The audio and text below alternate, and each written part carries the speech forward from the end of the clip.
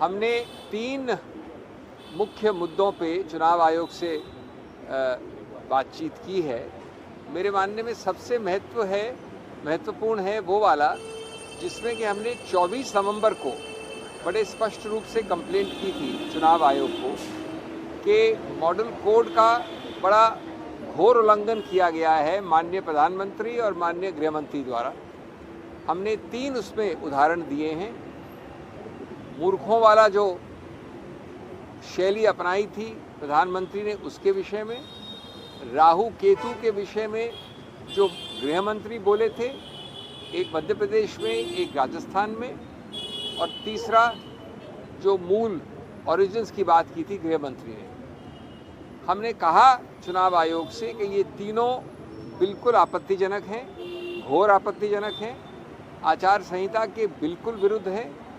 इससे कहीं कम कहने पे शुरुआत से कई अरसों से, दशकों से चुनाव आयोग ने कठोर ठोस एक्शन तुरंत लिया है और पार्टियों के विरुद्ध इस बार भी लिया जा रहा है। कानून की ज़मीन, कानून का प्रभाव या दुष्प्रभाव सबके लिए बराबर होता है। आप कितने भी बड़े हों, कितने भी बड़े पद पर आसीन हों, उल्टा जितने बड़े पद पर आप आसीन हैं उतनी ही आपकी जिम्मेवारी बढ़ जाती है। हमने कहा कि हमें आश्चर्य हुआ है कि अभी तक हमें बुलाया भी नहीं गया चुनाव आयोग द्वारा इतने गंभीर उल्लंघन के विषय में। हम आशा और विश्वास करते हैं कि तुरंत, यद्यपि अब चुनाव करीब अंत चरण में आ गया है, अभी भी 3 दिन बचे हैं पोलिंग से पहले, ये अति आवश्यक है चुनाव आयोग के लिए कि वो एक बड़ा स्पष्ट निर्णय दें इन महानुभावों के विषय में।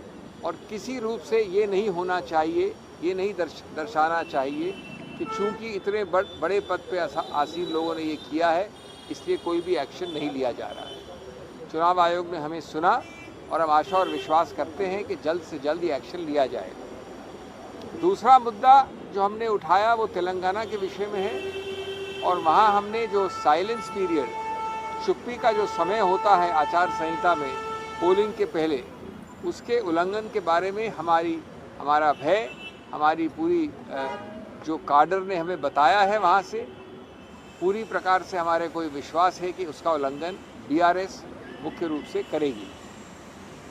हमने उदाहरण दिया मध्य प्रदेश का, जहाँ मुख्यमंत्री ने साइलेंस पीरियड के वक्त मतदान के तुरंत पहले अजीबोगरीब बहाने बनाकर कैंपेनिंग का प्रयत्न किया है, बल्कि कैंपेनिंग की है।